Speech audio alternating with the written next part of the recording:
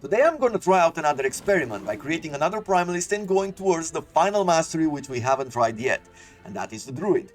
And I know the Druid's main thing is about shape-shifting, right? It's one of those news which was very hard to miss, especially in comparison to some other games at the time, right? Either way, what I want to do is that I want to fully commit to a totem build. On one hand, because we haven't tried it so far, and the second thing is I want to see how viable a totem build is by going for a mastery which is definitely not the perfect one for a totem build. Shaman has so many skills and so many passive skills that are great for a totem build, but I'm still curious to see what the Druid has to offer. So that's what we're going to do.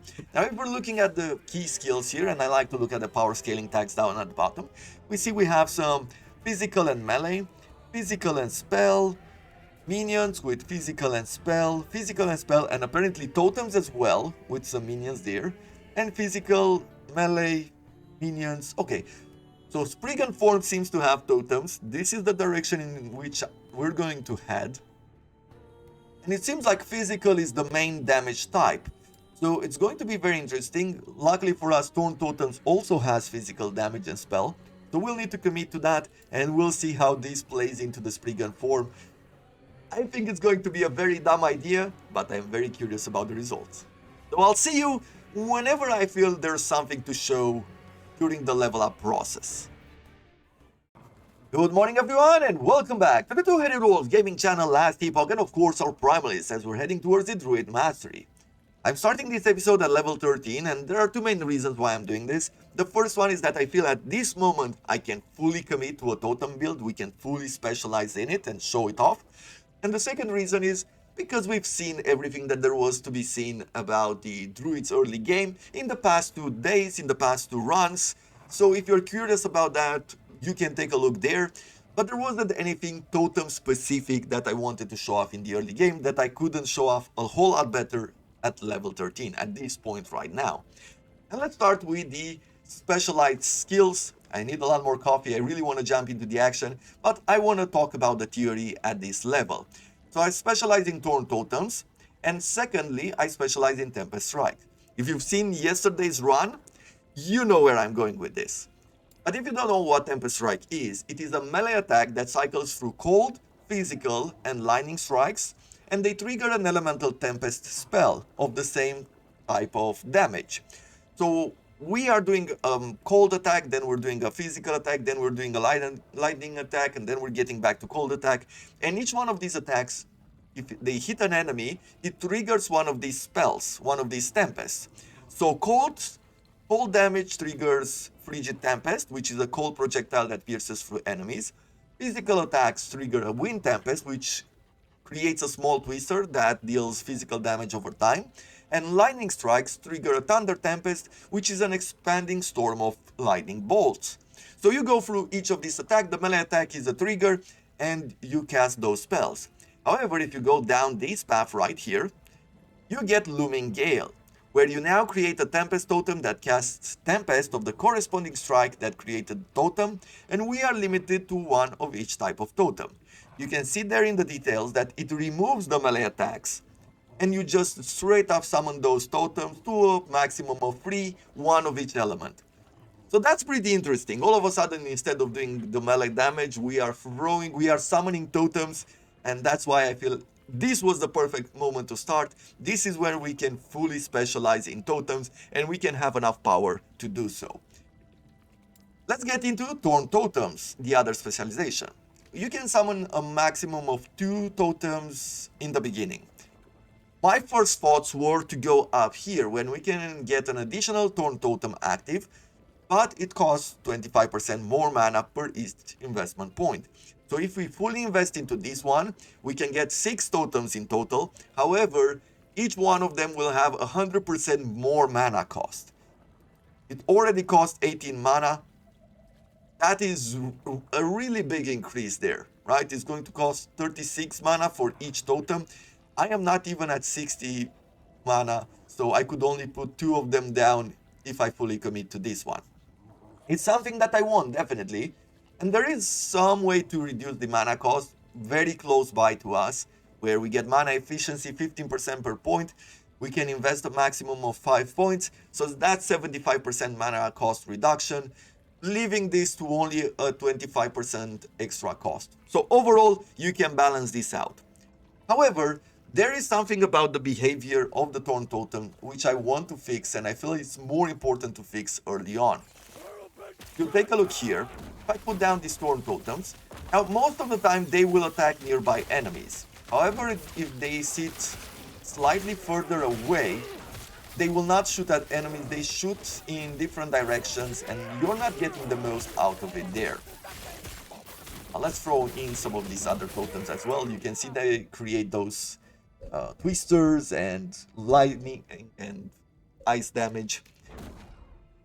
But let's get back to this. I really need a lot more coffee to get going here. It's early morning. So the first thing I am thinking would be more valuable for Thorn Totems is to make these totems a bit more accurate, right? Increase the amount of damage that we are doing on enemies. And summoning more totems is one way in which we can do that, but the mana cost is really preventing us from fully committing to this path early on.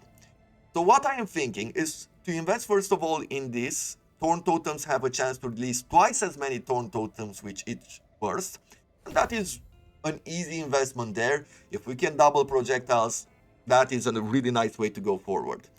And then we can go with Titan's Bane here, where Thorn Totems fire only one Thorn with each burst, but they have massively increased cast speed and are more accurate with their Thorns, and their Thorns deal more damage to rare enemies and bosses.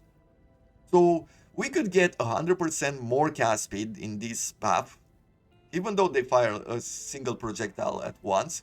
Their accuracy is increased by 80%, and Thorn hit damage versus rares and bosses is increased by 10%.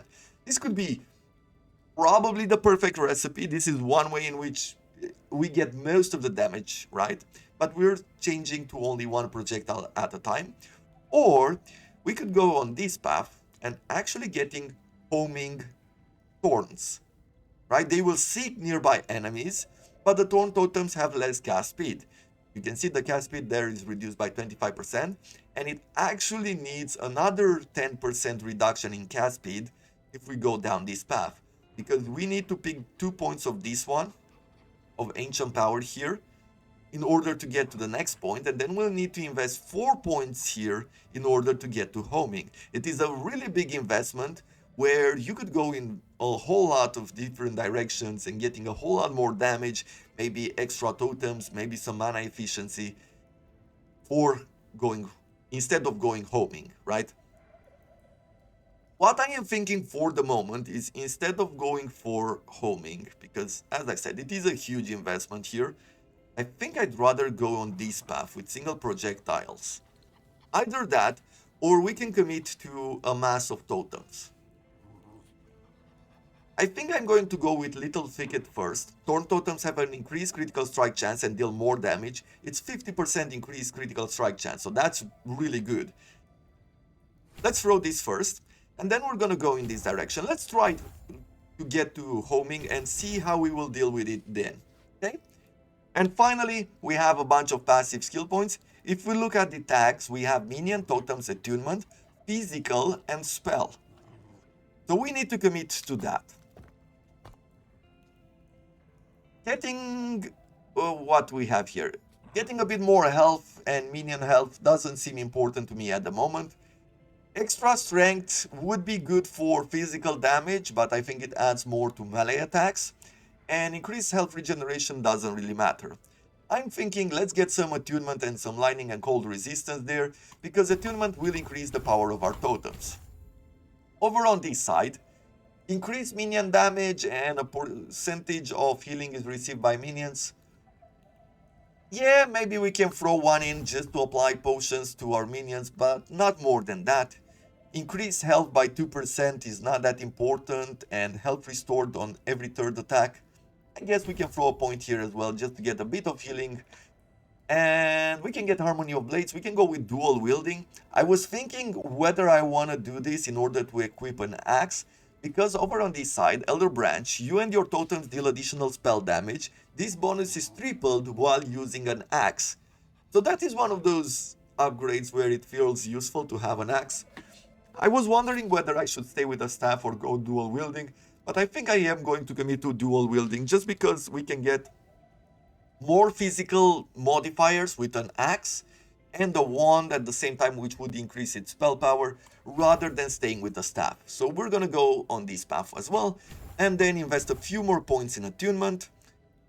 Now we can get increased spell damage and increased minion spell damage, which totems do. So I'll maximize natural attunement first, and then we're gonna go with some spell damage.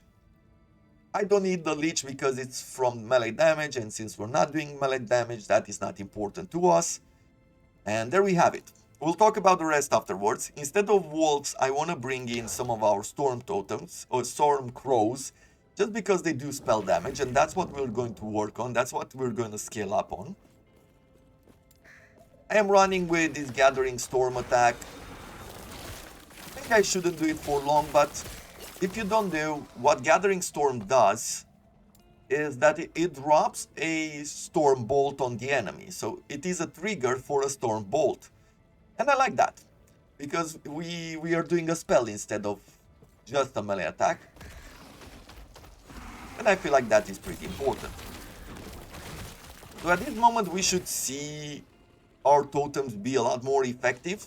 As far as equipment goes, I don't really have anything too special. A unique with a lot of dodge, and these boots which give us a lot of speed and a bit more dodge there.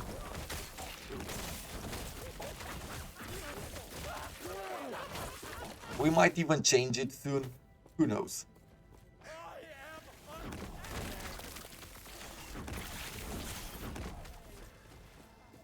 I think this totem build will come to life very soon. We're just gonna go and defeat those Elder Council or whatever it is, just to put this to the test. And then I'm gonna put another card in these episodes, and we will return at the point of picking a mastery, right? When we're picking a druid, and we're trying to figure out at that moment what exactly should I do going forward. How can we specialize? How can we focus on totems using the druid itself? I think that will be interesting to see.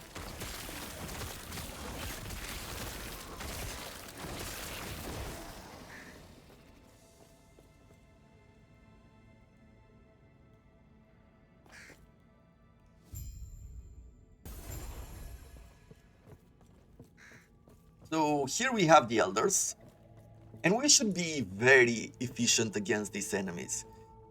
They are tougher to fight whenever we are using melee attacks, but in this situation, because of the amount of totems that we can put down, we are doing damage to them all the time. And this should be very useful or very strong against them.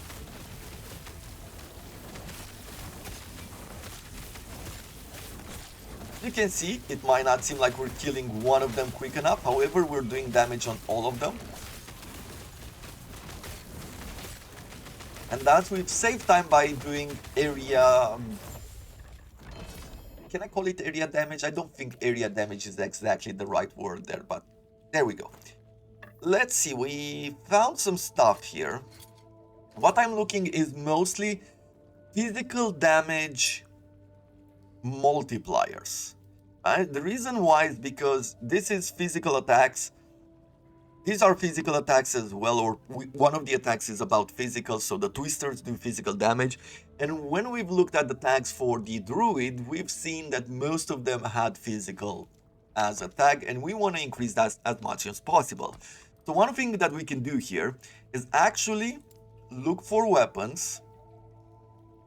Let's see, affix, and we're looking here for physical. Let's write down, is it like this?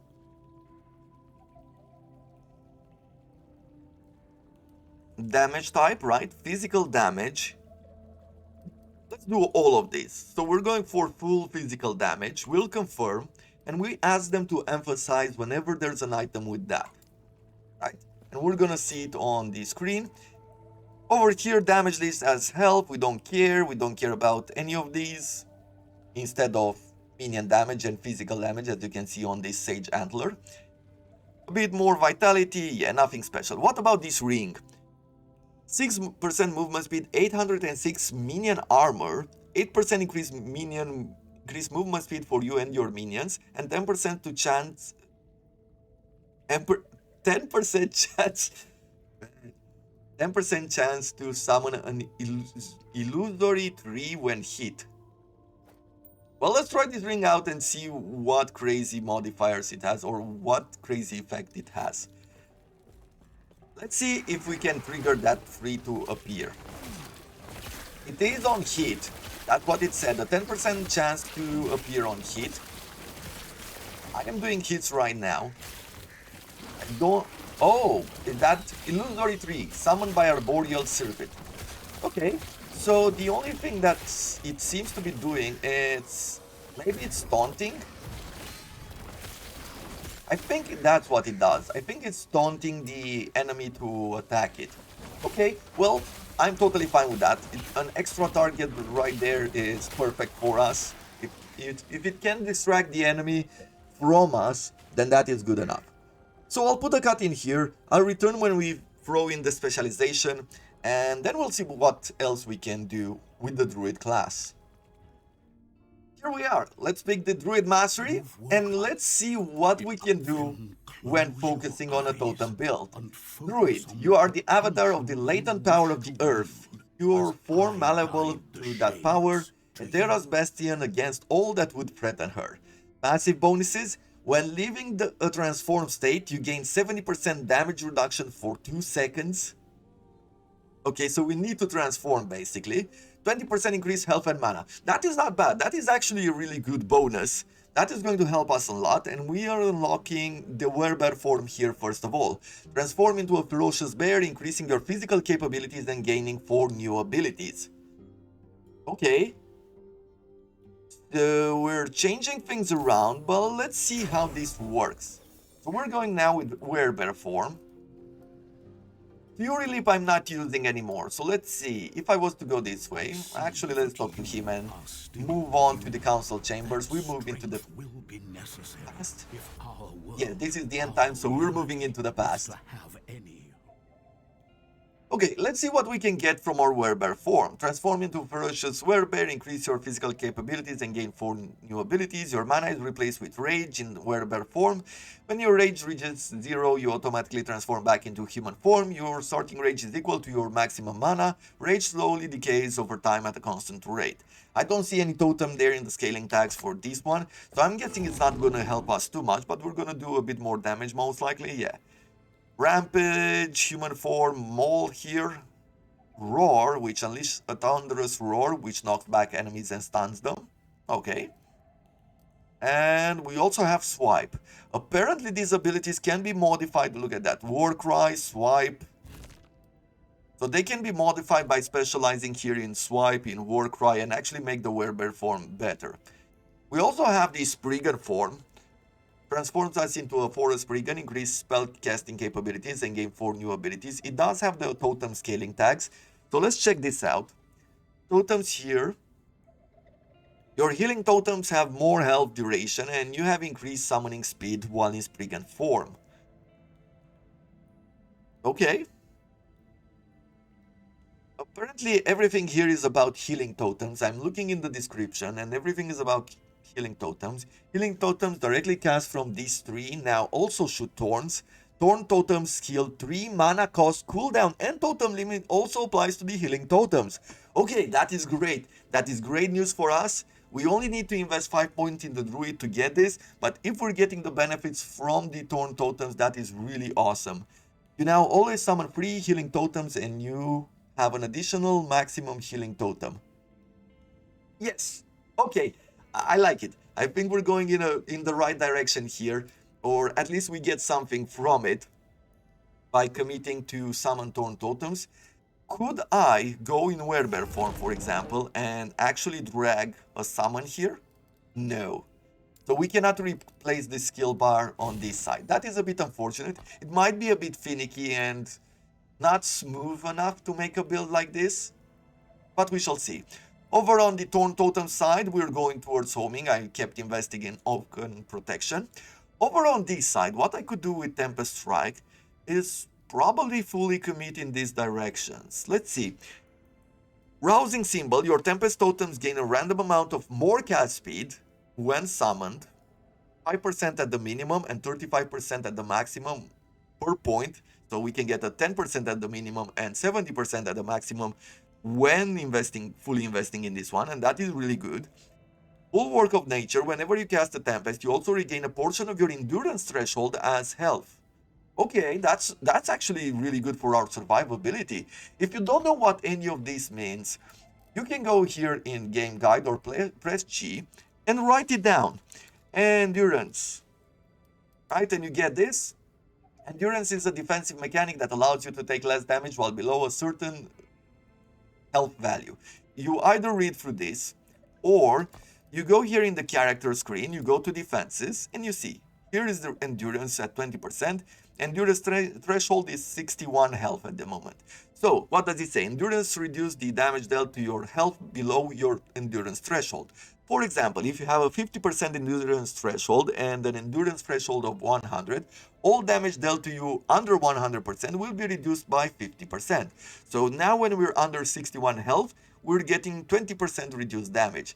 So this is actually healing us back. Health regain 1% per point invested. Yeah, not the greatest in the world, but at least we're getting some healing. Druid's Call, while transform and you use any melee attack and hit at least one enemy, you have a chance to cast each Tempest of matching damage type. This consumes mana equal to a portion of Tempest Strike's mana cost. Tempest chance while transformed. Okay, we won this. We definitely won this. This is actually cool. Somehow I feel like things are falling into place really nicely with the specialization that we've picked. There are some, unfortunately, which won't be good for us anymore. For example, Gladiator of Lagoon. The melee hits grant you a stack of Gladiator of Lagoon, which increases the spell damage. However, we're not doing melee damage anymore, so that doesn't count. I am going to go 1 point here, and I am going to go with this point here because we'll transform every once in a while, especially when fighting bosses. I'm going to put down the totems, then transform. We're going to get into Spriggan form. And as far as passive skill points, we need to invest 2 more points before we go to the Druid. And I'm going to get another 7% here to spell damage. Then we're going to get this one. I think I would like this one because we are using an axe and we can get a bit more spell and totem spell damage. So we're going to get 1 point there. And that's going to be it. We're going to jump to Druid. Kittiness Plating, getting 2% endurance per point, 15 armor, that is really nice. And when we invest 5 points, minions have additional armor, and this is double for your locusts. Okay. Spirit Warden, getting 3 mana and 9 health. At this point, I do need mana. Investing 5 points, when you directly cast a spell, you regain its mana or rage cost as health. Interesting. Primordial Resonance, increase damage 5% per point, and when you have 5 points invested, you have additional elemental penetration while transformed. Okay, well, I'm thinking Spirit Warden is the way that I want to go forward with. And, oh, this is not the direction in which I had to go, it's the other one.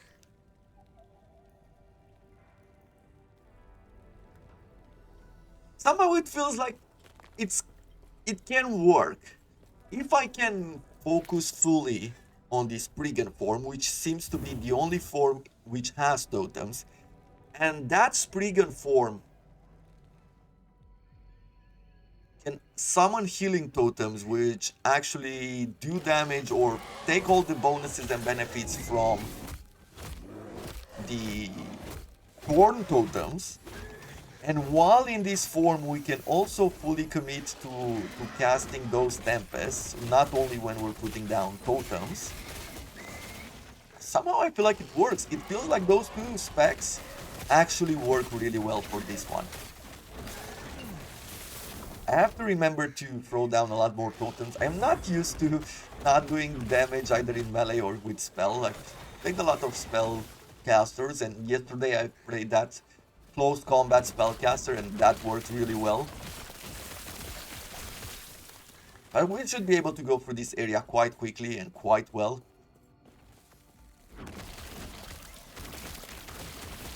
I mean, at this moment, the amount of damage that we're doing is quite high. I wonder if I should also commit to more duration on our totems, but somehow it doesn't feel as efficient. I think for the Tempest totems, what I have to do is actually commit on getting that cast speed, right? Increase cast speed 10% to 75%. That will make them more effective at shooting. And for the Thorn totems, getting the mana cost efficiency, I feel like that is actually the best way to go forward there. Because getting a bit more mana efficiency will apply all the time, helping us throw in a lot more totems, rather than having duration, which, you know, it's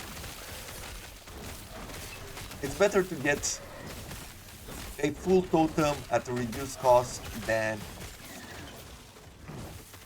trying to get a bit more duration out of it. Either way, I feel like we have to commit to some higher mana pools and mana regeneration just because of how many of them we're summoning in. And the number can only increase. Like whenever we have the potential, at least for Thorn totems, if you think about it, whenever we have the potential to bring in more totems, we are going to do so. But for that, we'll need a much higher mana pool. At least we're getting a 20% increase from the Druid class. Yep, keep committing on this side.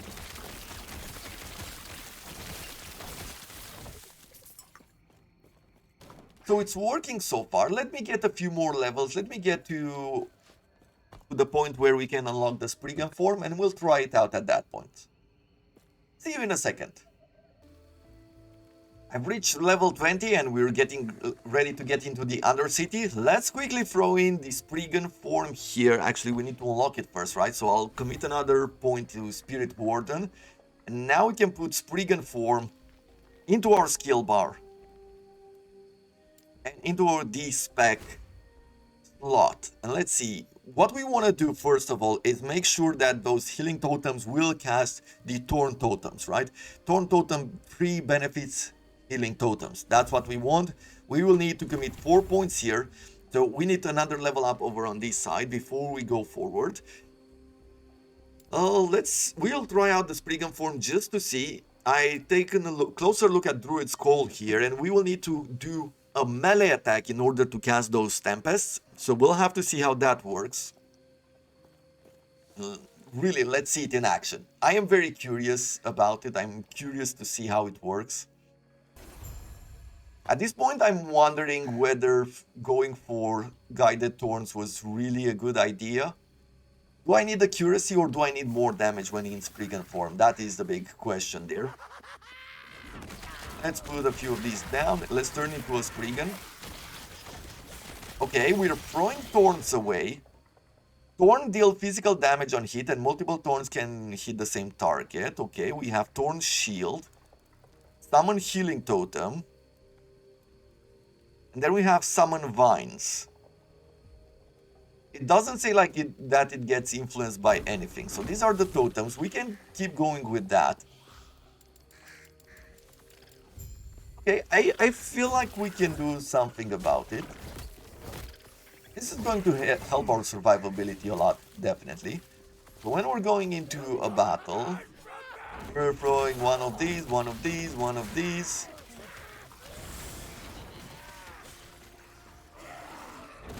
I'm thinking that maybe for the Thorn totems, instead of homing, we might want to go for a lot more damage. Maybe that is better than accuracy at this point. I'll put down a bunch of these. We don't really have a melee attack apparently. So since we don't have a melee, then that point which I've invested into the Tempest doesn't really matter anymore, does it?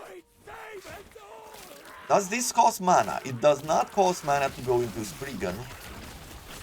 So we can consume our mana, we can do something like this, right? Throw in a bunch of totems and then go into Spriggan form and throw in a bunch more totems. I like that. I like where this is going. It might not be the smoothest, but I feel like it works.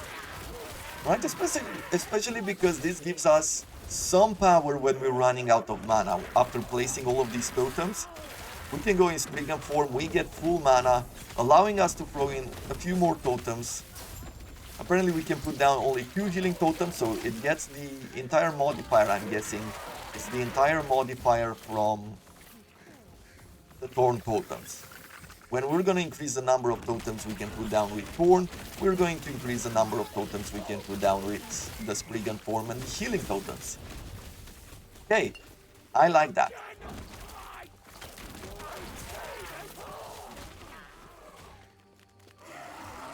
The only thing I want to see at this moment is that Spriggan form with Thorn attacks. I just want to see it in action. We're just gonna farm a bit more, show off some of this gameplay. The way that I've decided to run, or the way that it feels the best to work with this build, is to move forward and just throw down 1 totem of each. Because this one does, at this point, or with these modifications which I have at the moment, this one pushes down and does only physical damage. And thus throwing in some elemental damage can help a lot, depending on the type of enemies that you are fighting. They might be stronger against physical, but they don't have the defenses against lightning or cold damage. Right? Because Tempest still does physical damage. Right, so you go like this, throw 1, and I get into melee.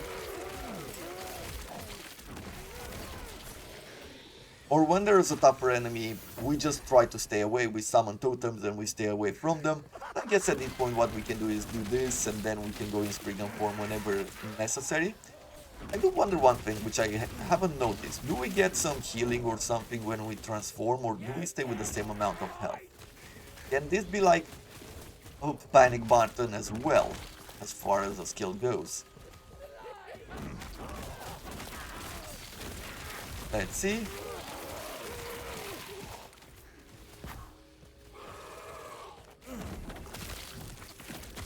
Don't know yet. Okay, this is like sort of a shield, damage with damage reflection. Good. It's unfortunate that this Spriggan form doesn't seem to take a whole lot of modifiers from other skills. At least not like the Werebear with the War Cry and the Swipe.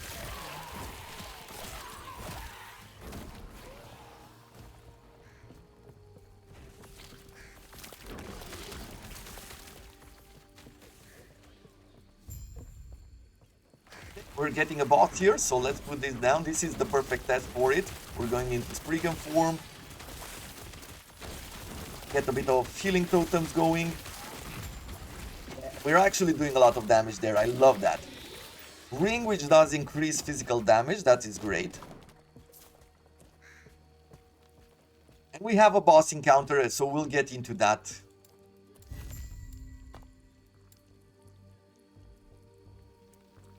Did I have to farm anything else before doing so? I don't think that was the case. I think we're jumping straight into the boss battle, right? So let's have the real test here, right? A real boss, not just one of those rare monsters or whatever. I wish I would have leveled to... Actually, I can still level to level 5, right? But now, let's get into the battle. Let's see how this works. Or... Let me put a cut, I'll be right back. And done. I've leveled up the Spriggan here, and now we can go with Spike Totems, getting all the modifier from Thorn Totems into our Spriggan form. That should give us the best power. We should see this in action. I feel like it's very important to do so. And let's see, what else do we have here? Claws of the Forest, increase physical damage, minion physical damage, increase poison damage and minion poison damage, okay. Druidic power, we get 1 attunement and 1 strength. And when we have 5 points invested, we get +1 to all attributes. That's actually really good. And then we're getting a bit of extra healing and cold damage. We don't care too much about this. I care about the Claws of the Forest and I care about Druidic powers. Attunement, each point of attunement gives us more strength to our totems and everything that we're doing here. So we want all that power. Nice. Okay. Yes. Let's fight this. I am super curious to see it in action. I think this is the ultimate test here. With healing totems as well. Okay, back into human form. Seems like we're not really getting the mana regeneration when in the whatever 3 form is there. Okay, I'll do a bit more of this, then we'll transform again, we'll put down 2 more totems. I definitely need the numbers as well. And at this point I am thinking that we don't really need to stay with the homing missiles. Seems like it's doing, as long as it's very close by, seems like we're doing really well with the totem damage. So maybe, just maybe,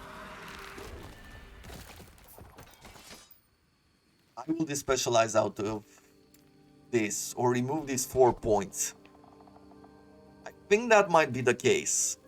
Reducing the cast speed to get homing doesn't seem to be as strong as some of the others. I'll think about it.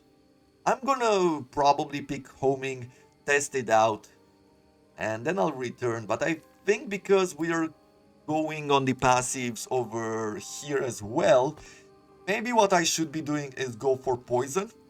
A bit of poison chance. Maybe that would be the case. But we shall see. Either way, hope you have enjoyed this idea. Just so you know, if we're taking a look at the Druid, if we write down totems, we see over here that we can get totemic restoration, where it increases minion health and minion healing, and once we invest 5 points, you have a chance to summon a healing totem when we are hit, and that is really nice. But that seems to be all there is specific for this. If we go to the Shaman, you can see over here how many of them are specific to the totems. Increased duration, cast speed, haste, increased totem damage by 25% per point. So all of these can be really strong. Is the Druid the best class for this? Doesn't seem to be the case. Could it work? I guess you could specialize in this in order to get the spike totems, and that could work really well. But as far as other skills go, I'm not really sure whether this is really going to work, but I am going to grind for a bunch more levels, and we'll return at around maybe level 30 and just discuss whether this experiment is a success in any way. But at least we can say that we've tried it, right? Hope you have enjoyed this idea. I would say don't commit to this build, don't try it out by yourself. Look at the next episode, see how it turned out, see what my conclusions are, and maybe then figure something out. Or maybe you can come up with a better idea, who knows. Either way, until next time, thank you very much for watching, and I wish you all to have a wonderful day.